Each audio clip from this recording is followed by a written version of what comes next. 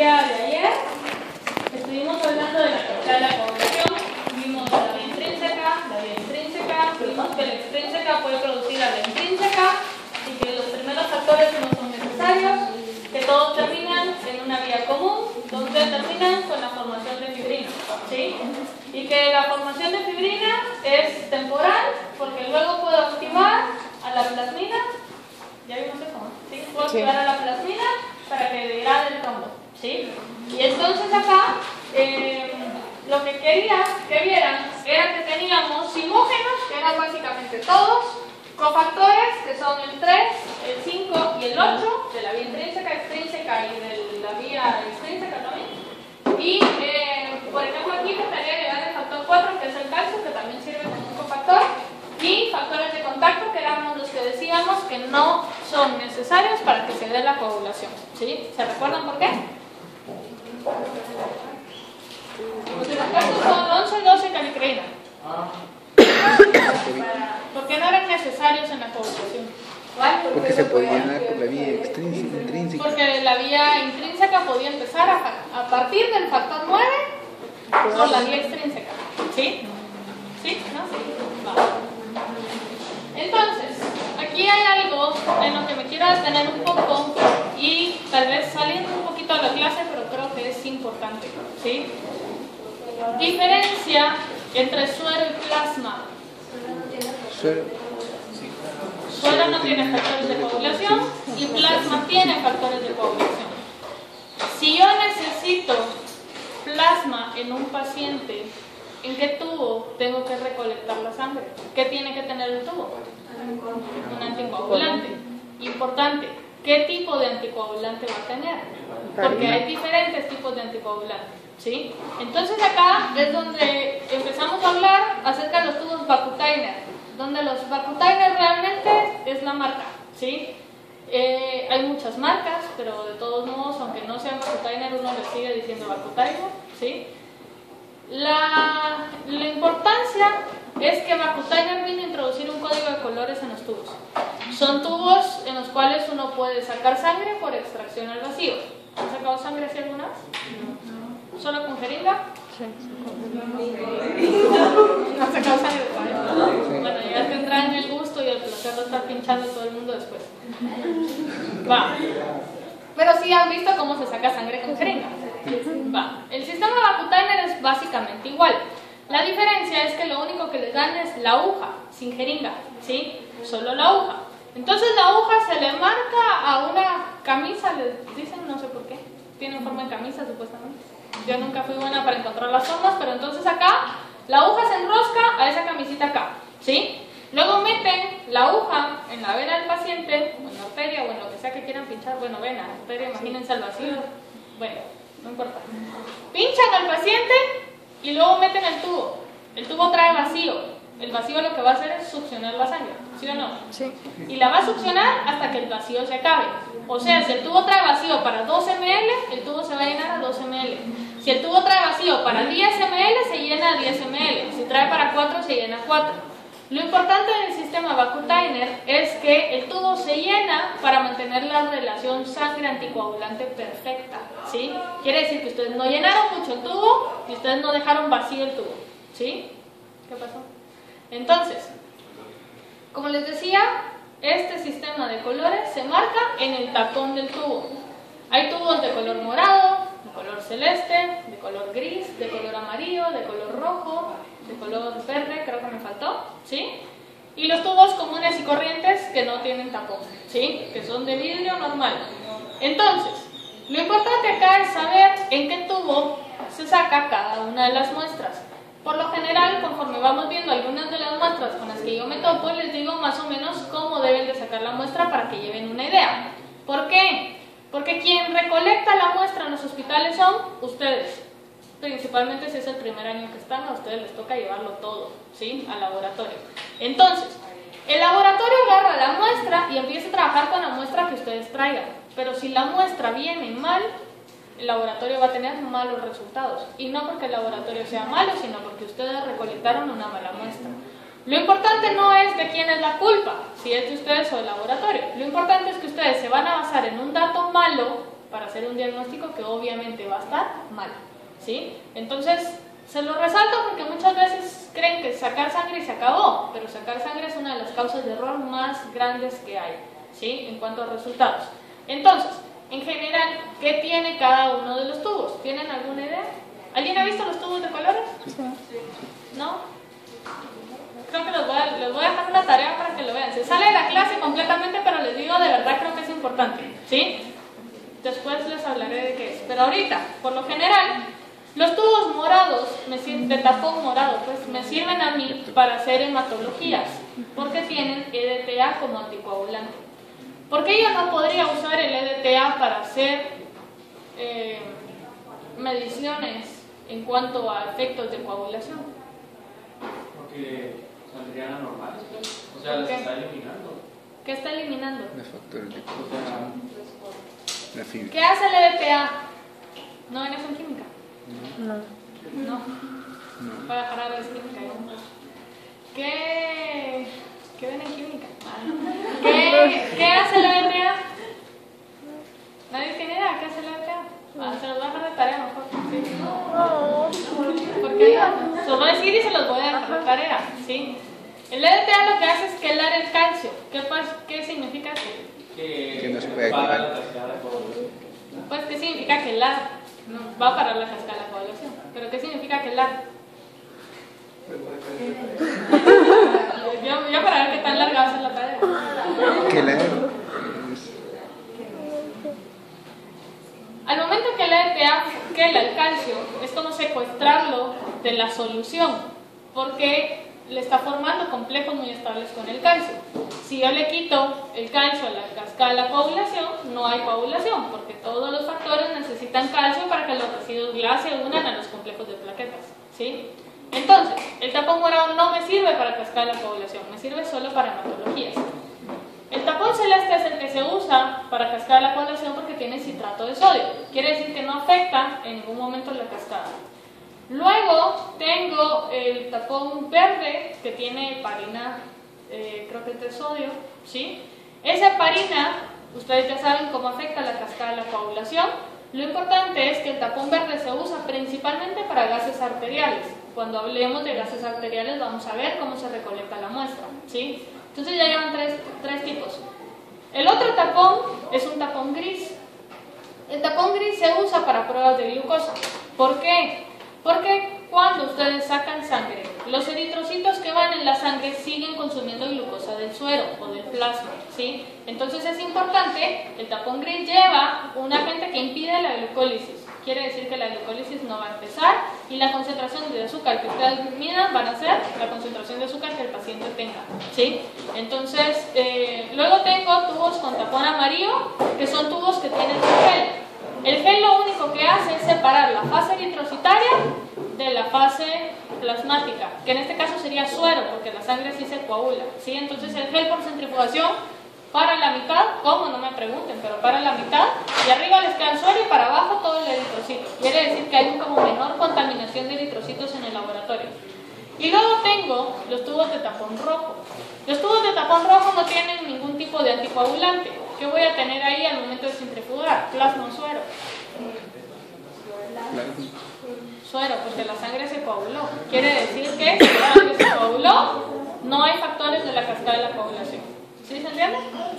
Va. Algo importante, cuando en sus vidas tengan un tapón rojo, vean el tubo.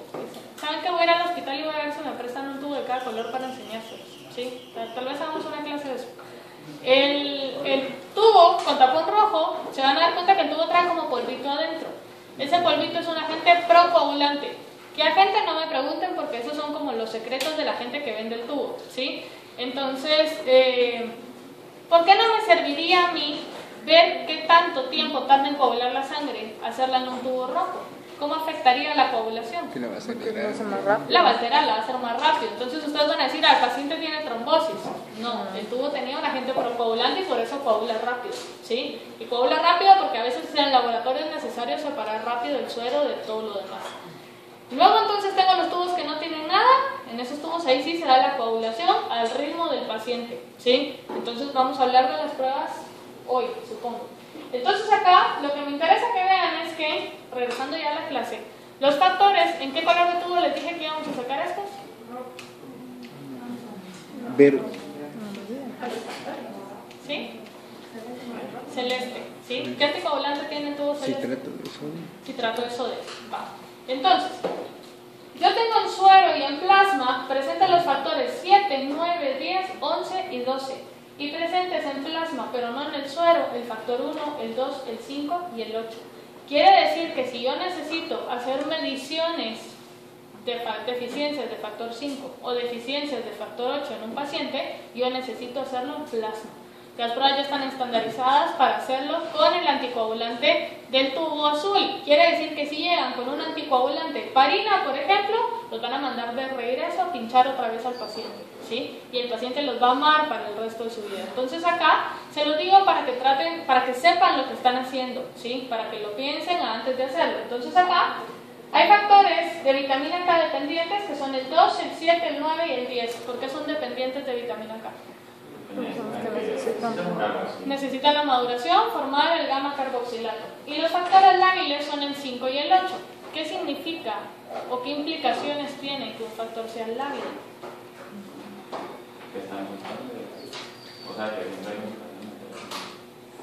Que se concentra más. A ver, lábil, ¿a qué le suena? Como que no están estables. Hay algo les tiene que sonar. Como que no están estables. Que no es estable. ¿Algo más? Que es vulnerable. Que es vulnerable, ¿sí? ¿Qué más?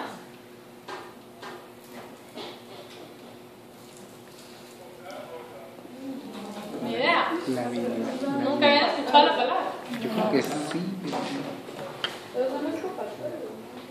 Esos dos son cofactores y son lábiles. Lábil quiere decir que como que se volatilizan, como que se pierden, porque son inestables.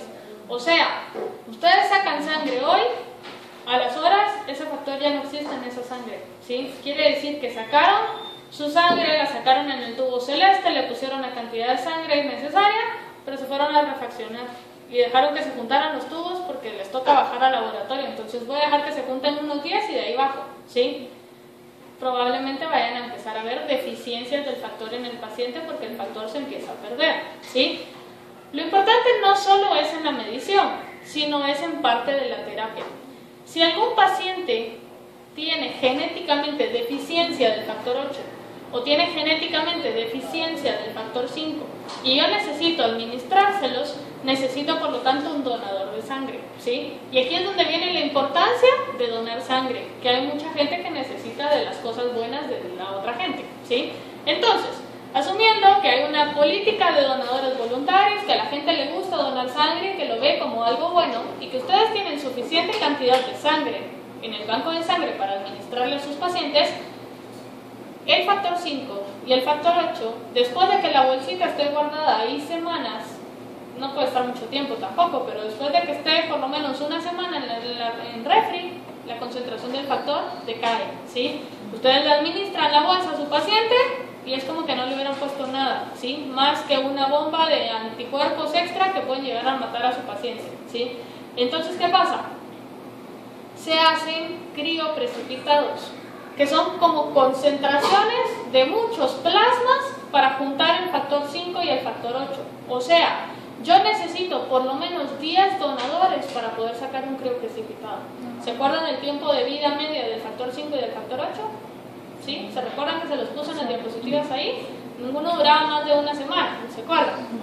Quiere decir que su paciente va a estar necesitando, para tener una coagulación normal, 10 donadores semanales, ¿sí? Imagínense eso, ¿sí? Es una gran cantidad. No todos los bancos de sangre hacen concentración de factores 5 y 8.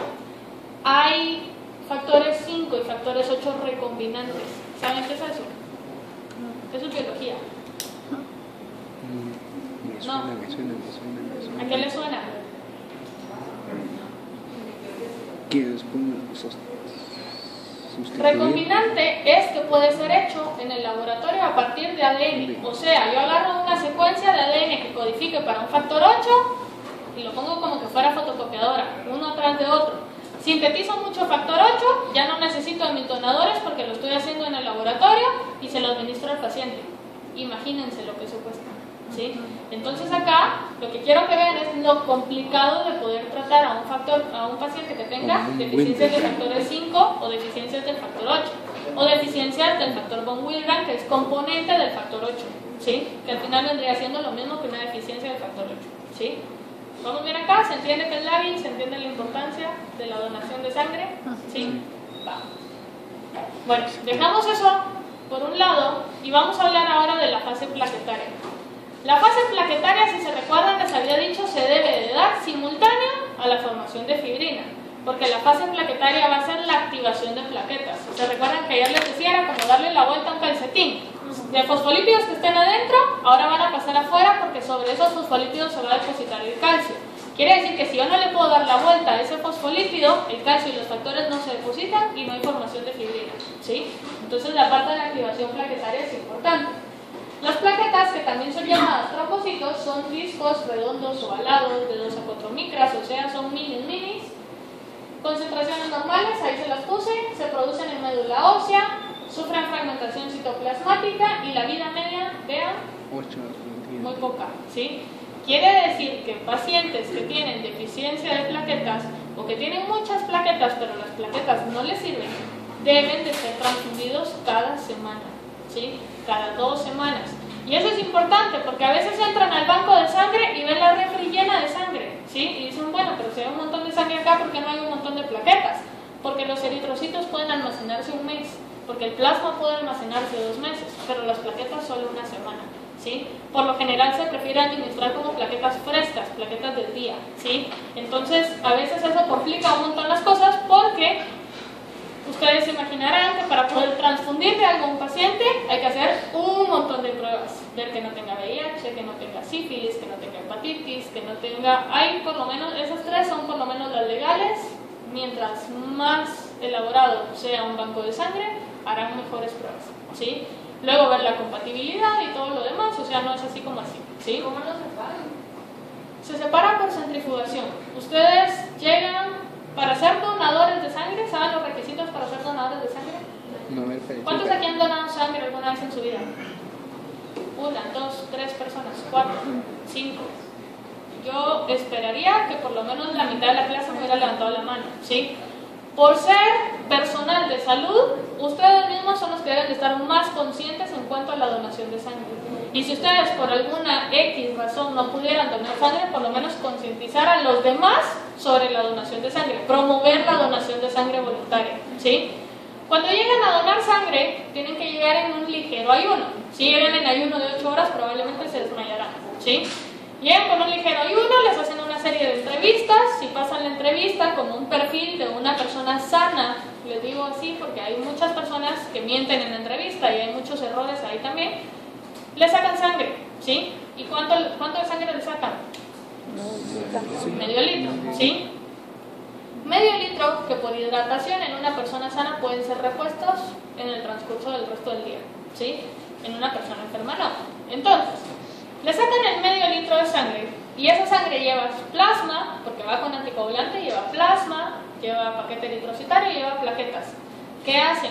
Centrifugan, ¿sí? Y lo primero que pueden sacar, la bolsa, no sé si se han fijado, viene la bolsa donde sale la sangre y aparte trae como 2 o 3 bolsas más. ¿Sí lo han visto? Va. En esa bolsa donde le sacaron la sangre completa, hay pacientes que requerirían sangre completa. Realmente es lo peor que alguien puede llegar a necesitar, ¿sí? Si tienen sangre completa, centrifugan, entonces quedan el plasma, las plaquetas y los eritrocitos. Entonces, ¿qué hacen?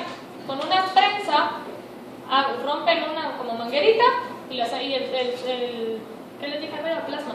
El plasma empieza a pasar a la otra bolsa, ¿sí? El plasma tiene una manguerita que conecta esta bolsa con la otra. Entonces el plasma y las plaquetas se van para allá. ¿Qué hago después? Amarro la bolsa, la sello por calor, por cauterización, todo lo demás. Corto la bolsa y ya puedo guardar mis eritrocitos, ¿sí?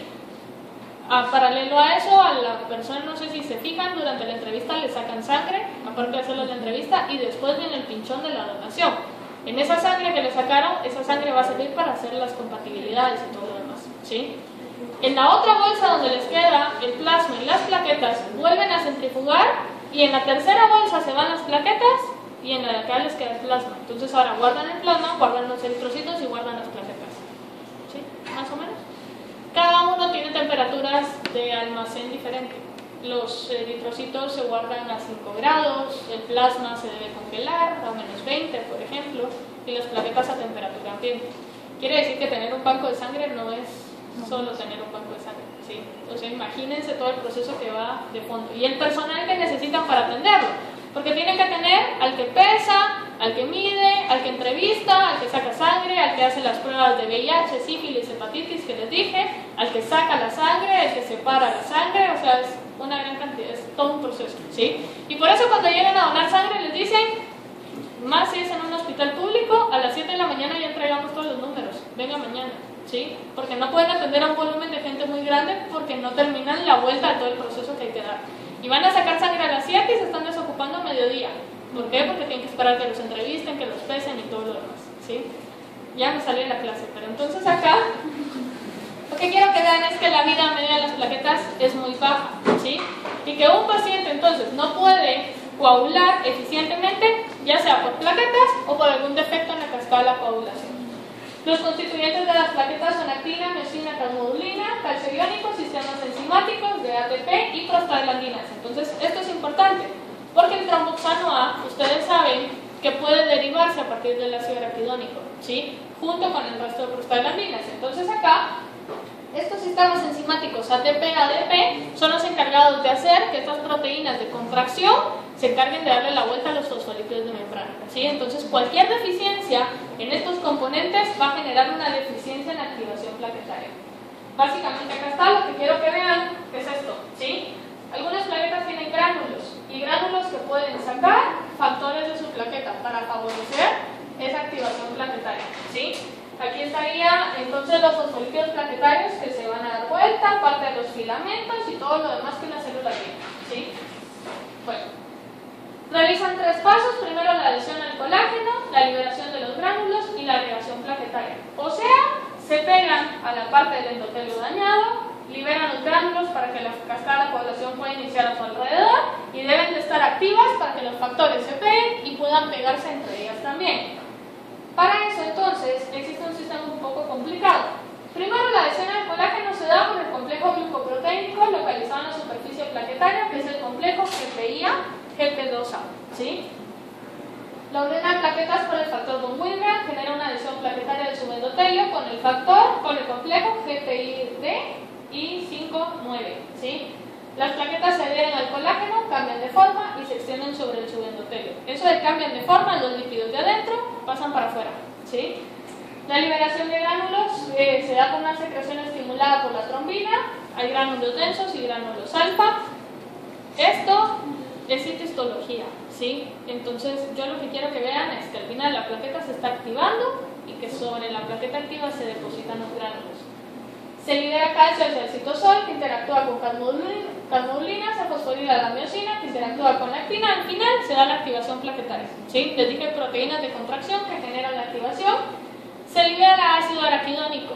¿Qué puedo sintetizar a partir del ácido araquidónico? Las prostaglandinas y el tromboxano, ¿sí? Entonces se produce el tromboxano, que venía por acción de una fosfolipasa C y produce la agregación plaquetaria. Para entender esto necesito que regresemos a la clase de lípidos, en donde cortaba una fosfolipasa C. ¿Qué liberaba la fosfolipasa C? Un diacilglicerol, y si era un fosfoinositol, liberaba el inositol fosfato, que luego se convertía en inositol trifosfato. ¿Se acuerdan de eso? Sí. Eso es importante, ¿por qué? Porque la fosfolipasa C está liberando al inositol trifosfato, que es el IP3, y está liberando el diacilglicerol. El IP3 puede llegar al retículo endoplasmático. El retículo endoplasmático, ustedes saben que parte de las funciones es almacenar concentraciones de calcio. Si yo abro retículo endoplasmático, el calcio es liberado al citosol. Eso produce un aumento de calcio en el citosol que genera parte del proceso de arriba, ¿sí? Que sería la activación plaquetaria, ¿sí? Quiere decir que si yo no tengo la fosfolipasa C, la cascada no puede empezar. La activación plaquetaria no se va a dar, aunque actina, miosina y todo lo demás funcione bien, ¿sí? Luego tengo acá trombina, colágeno, ADP, modifican la superficie plaquetaria para la unión del fibrinógeno para formar un agregado plaquetario en un nuevo complejo que es el GP2B3A. ¿Necesito que se aprendan los complejos? No, no todos, por lo menos todos creo que son los que vamos a ver acá. Entonces acá lo que quiero que vean es que este complejo que tengo acá me sirve para que la plaqueta se pegue al lugar del daño, ¿sí? Este complejo que tengo acá es parte de lo mismo, ¿sí? Es lo que empiezo a liberar para favorecer la activación plaquetaria. Pero este complejo es el que me permite que las plaquetas se puedan unir entre sí. ¿Qué necesito yo? Todos los complejos, porque necesito que se peguen a la plaqueta, entre plaquetas, que puedan unir fibrinógeno y que se unan a la parte del daño, ¿sí? Va. Aparte de la fosfolipasa C, yo necesito que no sé si se los puse aquí, se libere una fosfolipasa, que sería una fosfolipasa A2. ¿En dónde cortaba la fosfolipasa A2? En el segundo ácido graso, donde por lo general el segundo era un poliinsaturado, ¿sí? Quiere decir que en este caso el ácido araquidónico es quien le va a dar origen al tromboxano A, ¿sí? Y el tromboxano A entonces me va a servir a mí para que pueda darse la agregación plaquetaria. Si yo no tengo tromboxano A, la agregación plaquetaria no se da. Quiere decir que si yo inhibo la síntesis de agregación plaquetaria, es un factor anticoagulante o procoagulante.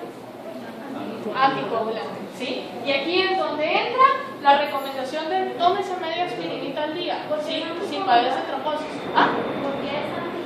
Es anticoagulante porque si yo no tengo tromboxano no hay agregación. Si no hay agregación no se produce el trombo y no hay coagulación, ¿sí? Muchos pacientes que tienen afecciones cardíacas por lo general tienen tendencia a producir trombos, ¿sí? Entonces la recomendación es tómese media aspirina al día. ¿Sí han escuchado eso? Sí. ¿Sí? Porque la aspirina inhibe la citoxigenasa, que es la encargada de sintetizar prostaglandinas y tromboxanos. ¿Se recuerdan de eso? ¿Sí? Va. Bueno, vamos con la fibrinólisis entonces. ¿Qué hacía la fibrinólisis? Fibrinógeno. La malla la forma la transglutaminasa, que era el factor 13 activado, ¿sí? Unía covalentemente fibrina. ¿Qué es la fibrinólisis? De fibrinógeno. La ruptura de la fibrina. Voy a romper la malla ahora para destruir el trombo. ¿Por qué? Porque el endotelio, el subendotelio ya fue repuesto, porque el vaso sanguíneo ya sanó, porque ya no hay sangrado, ahora necesito romperlo.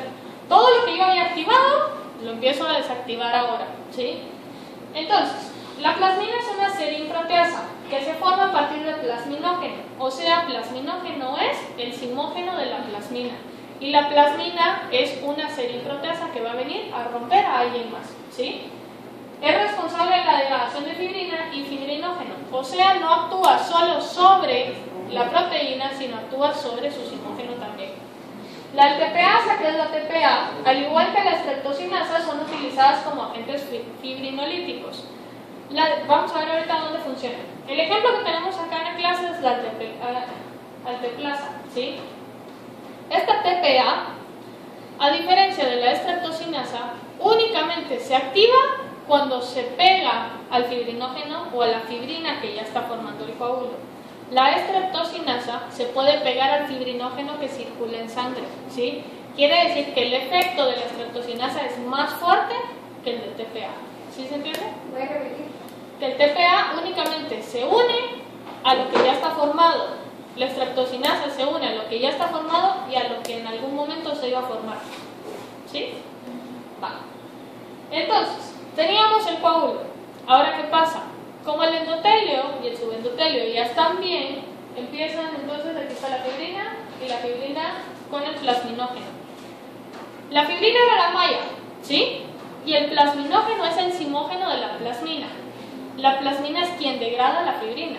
Pero si se dan cuenta, plasminógeno es simógeno. Quiere decir que ahí no puede actuar. Solo está pegado ahí, está listo para actuar, ¿sí? Está en sus marcas. Solo para que en cuanto llegue la serinproteasa y convierta el plasminógeno en plasmina, de una vez degrada. ¿Sí se entiende?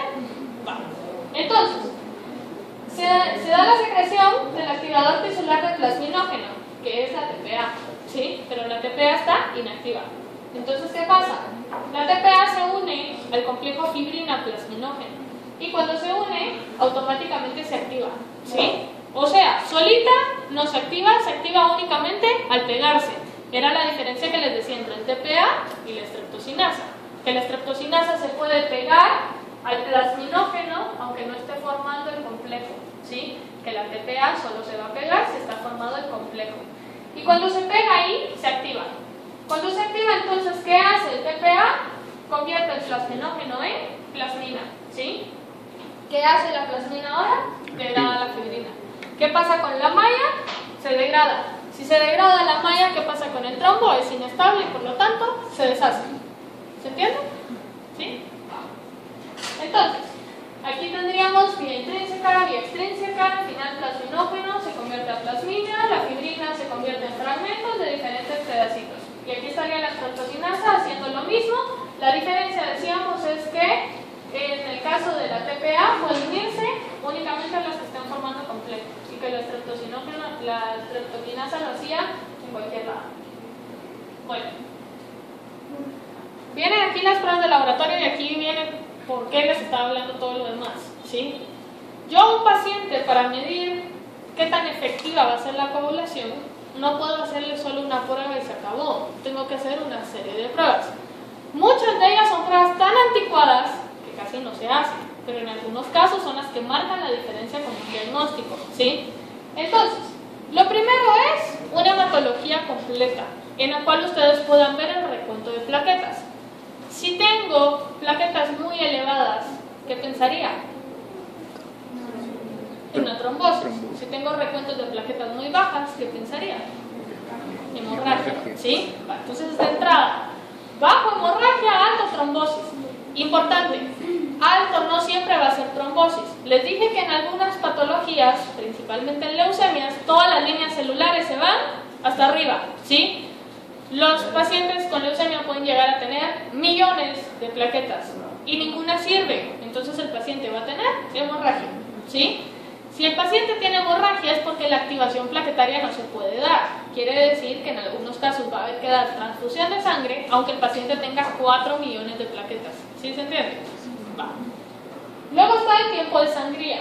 El tiempo de sangría evalúa la formación de tapones primarios, o sea, no la reparación del daño, no es ese sangrado como tal, sino los tapones laxos, ¿sí? Los que no tienen fibrina todavía, al menos no de una forma completa, ¿sí? ¿Cómo se hace? Se hace puyando en la oreja, ¿sí? ¿Han visto cómo se hace el tiempo de sangría alguna vez? Sí. ¿Sí? ¿En dónde? En la oreja, cuando me iban a operar. ¿Dónde lo vio? Ah, yo cuando me iban a operar de la rodilla. ¿A usted se lo hicieron? Por lo general les aprueba la mandan antes de operaciones. Antes de una operación, ustedes no pueden meter a sala de operaciones a un paciente si no tienen tiempos de coagulación, una hematología y por lo menos un examen de orina, ¿sí? Por lo menos esas 3 cosas antes de meterlo a sala de operación. Entonces, ¿qué pasa? El tiempo de sangría es una de las pruebas más antiguas para medir la coagulación. ¿Cómo se hace? Le calientan el lóbulo de la oreja al paciente, ¿sí? Y le hacen un pequeño pinchoncito acá, ¿sí? Con un bisturí o con una lanceta. Por lo general es con un bisturí, es un corte chiquito. No puede ser en el lóbulo, porque aquí en el lóbulo no van a sangrar. No puede ser tan arriba, porque hay mucho cartílago y le pueden arruinar la oreja al paciente. Quiere decir que, aparte de que la posición no es exacta para decir, ah, este es el punto exacto para pinchar, aparte de eso va a depender de quién esté pinchando. No va a ser lo mismo que pinche yo, va despacito y chiquito, que Miguel lo haga, por ejemplo, que pueda hacer un corte grande, ¿sí? Lo miro así grandote. Por ejemplo, ¿sí? No estoy diciendo que va a ser malos tiempos de sangría. Lo que quiero que vean es que acá se ve alterado como la actividad por operador, o sea, quien esté haciendo la prueba. Si él tiene más fuerza, puede hacer un corte más profundo. Si yo lo hago muy suavecito, puedo hacer un corte muy chiquito. Si yo hago un corte muy chiquito, el paciente va a coagular rápido. Si Miguel hace un corte muy grande, el paciente no va a coagular nunca, ¿sí? Quiere decir que no estamos evaluando directamente la forma en que el paciente coagula. ¿Cómo se hace? Agarran un papel, no un papel cualquiera, tiene que ser un papel filtro, ¿sí? Porque la absorción ahí es diferente. Le hicieron el corte al paciente, tiempo 0, ¿sí? 30 segundos. Y pongo el papel en la oreja. Si el papel se mancha, la sangre no está seca todavía. Quiere decir que el tapón primario no se ha formado, ¿sí? 30 segundos más. A los 30 segundos, el otro puntito, ¿sí? Se vuelve a manchar, quiere decir que el tapón primario no se ha formado, y así sucesivamente. Mientras más puntitos tenga su papel, el paciente tardó más tiempo en coagular, asumiendo que cada puntito equivale a 30 segundos. ¿Sí se entiende? Sí. Hay parámetros de referencia, supuestamente lo normal para que deje de sangrar son 2 minutos, pero les dije, depende de qué tan profundo haga el corte. No va a ser lo mismo hacer un corte con un bisturí, donde yo lo puedo hacer chiquito, hacerlo con un lancetazo, por ejemplo, o con un lancetazo que venga calibrado en 1 o un lancetazo que venga calibrado en 10, ¿sí? Por ejemplo, la lanceta duele mucho más que el bisturí. Entonces, como les digo, es una prueba un poco inexacta. Luego está la prueba de Rumpel-Lid, que evalúa la estasis venosa y la resistencia capilar. O sea, es poner el esfingo acá a una presión determinada, no sé exactamente cuál es, y luego empezar a ver el aparecimiento de petequias aquí en el brazo. ¿Saben qué es una petequia? Sí. Bueno. El aparecimiento de petequias aquí en el brazo. Dependiendo de la cantidad de petequias o el tiempo en el que aparezcan, así va a ser la estasis venosa que tenga. Qué tan fácil se pueden romper los vasos, por ejemplo. ¿Qué están midiendo ahí? La fuerza capilar del paciente, ¿sí? Luego acá tenemos el tiempo de coagulación. Evalúa el proceso de la coagulación en general. Entonces, si se fijan, les tengo ahí un tubo de vidrio común y un tubo de vidrio con tapón o de plástico, según las normas de bioseguridad deben de ser de plástico, con tapón rojo. ¿Por qué tiene una X el taponcito rojo? Porque tienen sustancias procoagulantes. Quiere decir que tiene que ser en un tubo completamente limpio, que no tenga absolutamente nada, para asegurarme que el tiempo de coagulación va a ser el que tenga la sangre. Echan la sangre en el tubo, ¿sí? Y tienen la sangre ahí, y a cada rato van y miran si ya coaguló. Si ya coaguló, obviamente no le dan la vuelta al tubo, ¿va? Solo miran que ya esté coagulando. Cuando la sangre está coagulada, ¿cuánto tiempo desde que saqué la sangre pasó hasta que se coaguló? ¿Sí? Esta también es una prueba un poco subjetiva, porque si yo echo sangre acá o yo echo sangre acá, hace diferencia, ¿sí? ¿Por qué? Porque si esto se llena, el volumen es pequeño, quiere decir que se va a secar como más lento que si yo lleno este pachón, por ejemplo. Los mililitros que yo eche en el tubo van a variar si echo 5, si echo 2, si echo 10. La prueba en teoría está estandarizada a que sean 10 ml, ¿sí? Tengo que echar 10, imagínense qué desperdicio, todas las pruebas que podrían hacer con eso. 10 mililitros de sangre en un tubo de vidrio limpio, ¿sí? A partir de eso hay parámetros de variación, 10 minutos, 5 minutos, o sea, dependiendo de cómo esté estandarizado en el laboratorio. Como les digo, otra vez es una prueba subjetiva, porque a mí me puede parecer que el coágulo ya está, pero puede ser que todavía esté así como no bien hecho, o sea, para mí puede que ya, para ustedes puede que no. Quiere decir que no es algo que me dé a mí la confianza de decir, el paciente está bien o está mal de la coagulación, ¿sí? ¿Vamos bien acá? Sí. Bueno. Entonces luego tengo los meros tiempos de coagulación, que se hacen en un tubo de tapón celeste. ¿Qué anticoagulante tenía? Citrato de sodio. Les dije que estos eran tubos que traían sistema de vacío, ¿sí? Quiere decir que si ustedes le quitan la tapadera al tubo, ¿qué pasa con el vacío? Se pierde. Se pierde, ¿sí? Si el vacío se pierde y después le volvieron a poner la tapadera y se lo meten al paciente, ya no les va a salir sangre porque ya no hay vacío, ¿sí? ¿Qué pasa entonces? Ustedes empiezan como a tratar de buscar vena. Eso es algo importante también. Si ustedes meten la aguja y no encuentran vena y empiezan a buscar vena, ¿qué están haciendo con el capilar, con el vaso? Lo están dañando. Quiere decir que están favoreciendo la coagulación. ¿Cómo esperan que les salgan los tiempos? Alterados, ¿sí? El paciente va a coagular muy rápido, por ejemplo. Quiere decir que el pinchón para tiempos de coagulación tiene que ser limpio, ¿sí? De un solo y lo más rápido que se pueda. Entonces, ¿qué pasa acá? Existen dos tiempos que yo puedo medir, que es el tiempo de tromboplastina y el tiempo de protrombina. Estos dos tiempos los mido acá. Otra cosa importante, con todos los tubos que tengan anticoagulante, es que yo tengo que mantener la proporción sangre anticoagulante. Si yo le echo mucho anticoagulante a la sangre, la puedo diluir, ¿sí? Si yo le echo muy poco, la sangre se puede coagular. Si la sangre se coagula, yo ya no tengo factores de la cascada de la coagulación, quiere decir que mis resultados van a estar alterados. Por lo general, los tubos tienen una rayita negra, ¿sí? Como por acá, digamos. Hasta donde está la rayita negra, el tubo se tiene que llenar. Si no abrieron el tubo y el tubo viene perfecto y meten el tubo solito va a parar cuando esté lleno, ¿sí? Y esa es la maravilla del sistema bacteria. El tubo para, automáticamente ustedes sacan el tubo y está completo. Y no pueden sacar solo uno, sino pueden meterle 10 tubos al paciente y el paciente va a seguir dando ahí, ¿sí? ¿Qué pasa entonces? Si ustedes no pudieron sacarle con Vacutainer al paciente porque tenía venas muy difíciles, porque no le encontraron la vena y ahora le van a pinchar el otro brazo, por ejemplo, si lo van a echar con jeringa, porque se puede echar con jeringa, asegúrense de llevarlo a la marca del tubo, porque si no la muestra se ve alterada, ¿sí? Va. Entonces, el tiempo parcial de tromboplastina evalúa la vía intrínseca, principalmente factores 8 y factores 9. Si se recuerdan, el 9 era el que realmente empezaba la vía intrínseca, porque el 9 podía ser activado por el complejo del factor tisular o por el factor 11, ¿sí? Y el factor 8 me servía porque era el cofactor del complejo tenaza, ¿sí? ¿Se recuerdan de eso? ¿Sí se recuerdan de eso? Entonces, sirve para monitorear terapias con heparina principalmente. El tiempo de referencia es entre 25 y 38 segundos. O sea, yo tengo que tener un factor de contacto en el laboratorio y ese factor de contacto acelera la cascada de la coagulación y la prueba la tuve que terminar en máximo 40 segundos. Hay pacientes que tienen los tiempos prolongados, o sea, que tardaron más en coagular. Un paciente, por ejemplo, con un TPP de 2 minutos. ¿Qué esperaría de ese paciente? Que tarde mucho. ¿Que sea qué? Que sea un paciente hemorrágico, ¿sí? Si me sirve principalmente para evaluar terapias con heparina, yo necesito ajustar el TPT lo más que yo pueda, ¿sí?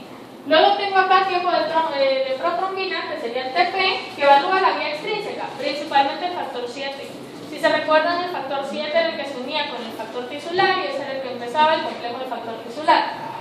Sirve para evaluar la efectividad de los anticoagulantes orales, o sea, los anticoagulantes cumarínicos, o sea, la warfarina, ¿sí? El tiempo, si se fijan, es más chiquito, de 11 a 15 segundos. Lo que evalúa es la formación de trombina en la cascada, ¿sí? Son 2 tiempos, ¿cuáles me sirven? Los 2.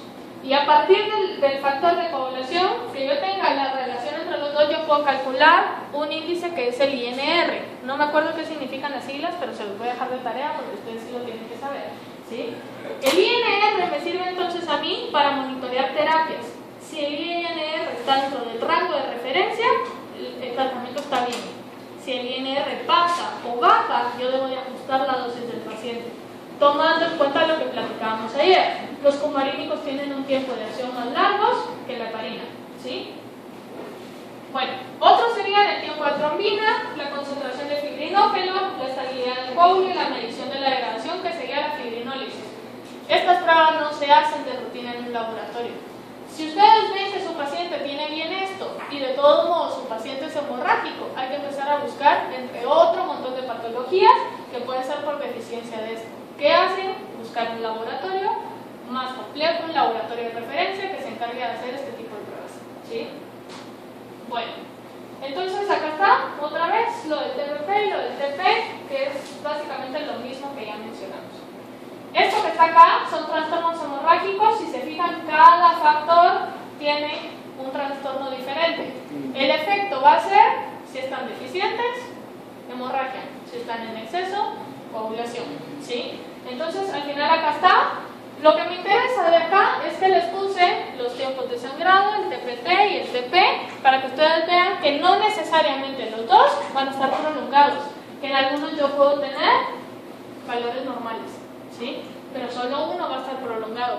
Eso les complica, no se imaginan cuánto poder hacer un diagnóstico de estos, ¿sí? Esto no necesito que se lo aprendan otra vez, solo está de referencia ahí, ¿sí?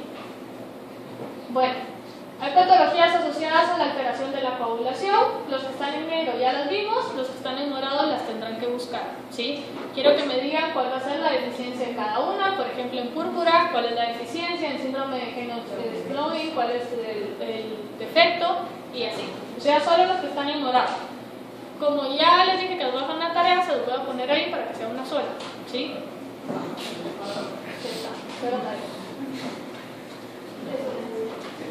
Bueno, me voy a quedar acá. En teoría ya vamos a terminar esta clase, me voy a quedar acá. El lunes, mañana no hay clase, ¿no? El lunes tiene parcial de cito. Sí. No hay clase. Para ese día les voy a dejar una guía de estudio una tarea que les ofrecí hoy. Para que la hagan en el periodo de lunes. ¿Sí? Se las voy a pedir para otro día. Se las voy a pedir para el siguiente lunes. Pero en teoría como para compensar ese periodo. ¿Sí?